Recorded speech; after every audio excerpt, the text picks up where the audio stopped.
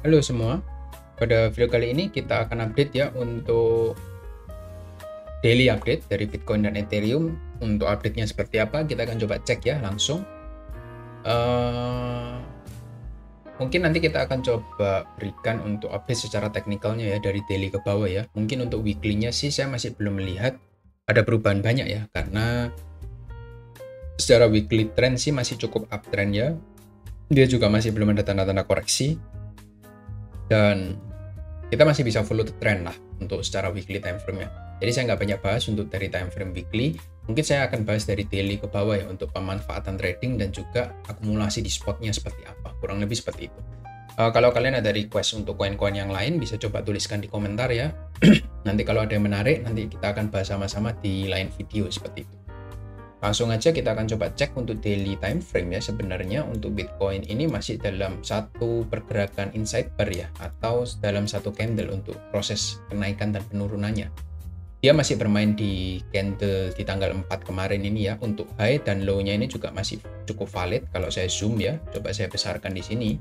Kita lihat untuk area high-nya, untuk close-nya di sini di sekitar 68.527 dan low-nya di sekitar 62.300, kurang lebih seperti itu.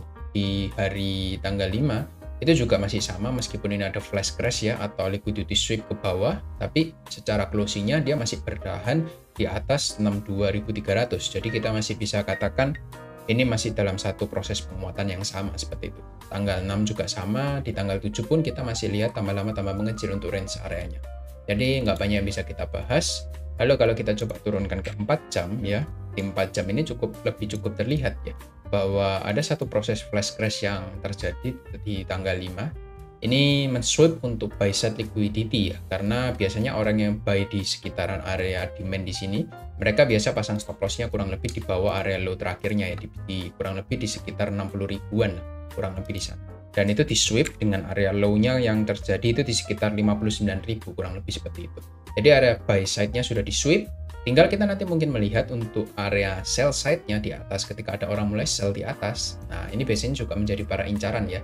Jadi biasanya ini juga diincar untuk di sweep juga untuk sell side-nya. Jadi ketika buy dan sell ini sudah di sweep ke atas, biasanya dia akan konsolidasi dulu sebelum terbang lagi ke atas seperti itu. Kurang lebih seperti itu untuk pemanfaatannya ya. Biasanya big player itu kurang lebih suka mainin seperti itu.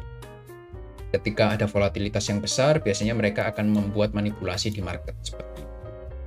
Lalu kalau kita coba buka di 1 jam, sebenarnya untuk Bitcoin ini nggak terlalu banyak perubahan ya dari kemarin. Dia hanya bermondar-mandir konsolidasi dalam satu range area lebih kecil lagi di sekitaran 67.500 sampai di area 65.500 lah. Kurang lebih ada 2.000 poin ya di sana yang mondar-mandir ke sana aja, nggak kemana-mana untuk Bitcoin. Nanti kita bisa tandai apakah dia breakdown ke bawah atau malah breakdown ke atas seperti itu. Menurut saya untuk pemanfaatan kita buy on the spot ya, kalau Anda buy on the spot sih saya lebih sarankan untuk tunggu lagi di bawah ya, karena kalau kita coba pakai support dan resisten biasa lah ya, untuk area buy yang terbaik itu sebenarnya ada di sekitaran area kotak ini di sekitar 63.000 sampai dengan 60.000 kurang lebih seperti itu. Kalau di harga sekarang sih sudah cukup tanggung menurut saya ya untuk spot trading ya. Berbeda dengan future trading. Kalau future trading kita mungkin hanya mencari untuk buy ya. Jadi apabila harga itu berhasil breakout dari area range yang terjadi di sini, Anda bisa coba lakukan untuk buy di sana kurang lebih seperti itu. Itu aja untuk update dari Bitcoin. Lalu kita akan coba update dari Ethereum ya. Baru nanti kita akan baca untuk market cap-nya seperti apa. Untuk Ethereum,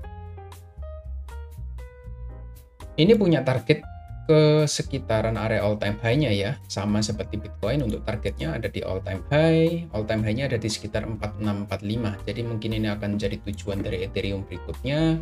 Anda bisa jadikan area tersebut sebagai area taking profit ya apabila Anda sudah punya spot di bawah. Mungkin taking profit 10-20% lah kita di out di atas itu, nanti mungkin kalau dikasih diskon lagi kita bisa entry lagi seperti itu. Kurang lebih seperti itu. Kalau di harga sekarang sih sudah cukup tanggung ya, untuk spot sih nggak ada call apapun sih menurut saya, kita cuma wait and see aja. Bagi Anda yang belum punya sih mungkin Anda bisa tunggu diskon di area demand di sini. Kalau dikasih ya, di area demand di 3.400 kurang lebih, karena ini berbeda dengan Bitcoin ya. Ketika flash crash kemarin, Bitcoin masih belum bisa reclaim ya di atas area support dan resistennya ya. Tapi kalau kita lihat di Ethereum, untuk Ethereum ini dia sudah reclaim dari area close-nya ya. Dia sudah berhasil close di atas area 36, 35 seperti itu. Dan close di atas dengan candle hijau.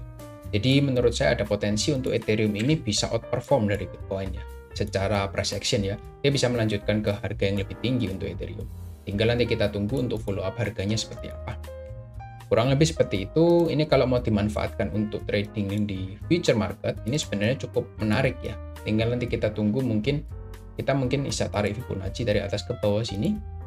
Ya. Mungkin Anda bisa manfaatkan ketika dia mungkin retest ya di area 50 sampai 618 ya, di sini kurang lebih.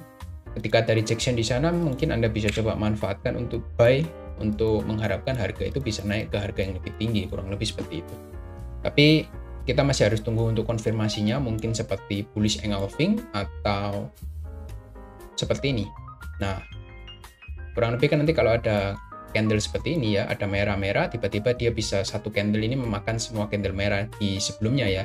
Nanti Anda bisa coba untuk buy, kurang lebih seperti itu. Dan itu harus dilakukan di harga-harga yang ya cenderung murah lah, dikasih diskon mungkin sekitar 5-6% lagi ke bawah dari harga sekarang per video ini dibuat. Kurang lebih seperti itu untuk pemanfaatan future, tapi untuk pemanfaatan di spot sih saya rasa sudah cukup terlambat ya untuk kita bisa entry lagi. Karena ini belum ada koreksi semenjak dia naik lagi dari area 2700. Jadi cukup tinggi untuk Anda bisa entry di spot. Karena untuk stop loss-nya sih nggak tahu mau ditaruh mana kalau mau entry sekarang gitu. Kurang lebih seperti itu ya, semoga bisa membantu untuk Ethereum. Lalu kita akan coba bahas dari total 3 ya. Untuk total 3 ini dari market cap dari altcoin ya. Total market cap dari altcoin kita akan coba lihat. Untuk market cap dari altcoin ini sebenarnya sudah berada di area supply ya. Untuk supply di weekly. Supply di weekly itu ada sekitar 645 miliar dolar, kurang lebih seperti itu. Dan harga sepertinya mulai tersendat di area-area sana, saya lihat ya. Karena di sini mulai ada tekanan jual lah ya, kita bisa bilang kemarin flash crash itu ada tekanan jual, tapi kemudian dibalas juga ada pembelian juga. Kurang lebih ada inflow juga masih yang di sana. Secara volume sih juga sudah oke ya. Sudah cukup meningkat untuk volume, tinggal nanti kita lihat kalau dia dikasih retest ya. Mungkin area ini bisa kita jadikan sebagai area demand. Sebelum dia breakout, dia ada konsolidasi sedikit sebelum dia melakukan up lagi ke atas. Jadi mungkin kita bisa jadikan area sekitar 545 sampai area 520 sebagai area demand-nya. Seperti itu. Nah, ini berita buruknya kalau misalnya harga itu dibawa turun ke sana 20%, ini altcoin bisa rontok lebih dari 20% menurut saya. Jadi bisa hati-hati dulu lah, takutnya nanti kalau Bitcoin dibanting, total 3 juga kena banting, area-area demand yang bisa dituju sekitar 550 miliaran kurang lebih. Jadi ada outflow sekitar 100 miliar dolar untuk di altcoins. Kurang lebih seperti itu.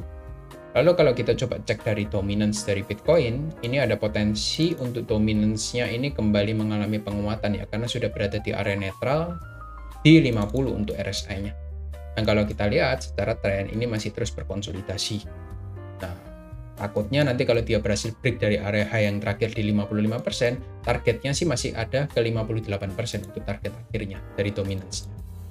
Kalau kita coba buka di weekly, ini sih masih kelihatan untuk konsolidasi. Masih berbentuk konsolidasi saja lah. Masih belum ada tanda-tanda dia akan kemana-mana. Atau breakout ke atas ataupun breakdown ke bawah, masih belum ada tanda-tanda seperti itu.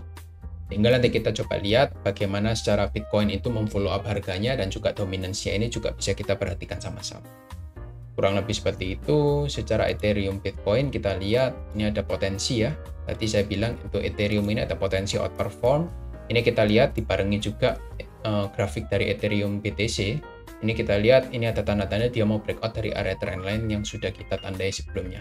Jadi kalau dia breakout dari sini, berarti mengkonfirmasi bahwa Ethereum itu lebih baik ya performanya dibanding Bitcoin, dan kita mungkin bisa lihat untuk Ethereum dan altcoins itu bisa mendapatkan ruangan untuk naik lebih tinggi dibandingkan Bitcoin-nya. Kurang lebih seperti itu. Semoga video ini dapat membantu ya. Sedikit video update dari harian di daily di hari Kamis ya, di tanggal 7 Maret 2024. So, jangan lupa untuk kalian kalau yang mau ada request, coba bisa tulis di komen ya, nanti kita akan coba bahas kalau ada yang menarik. Thank you, see you on next video.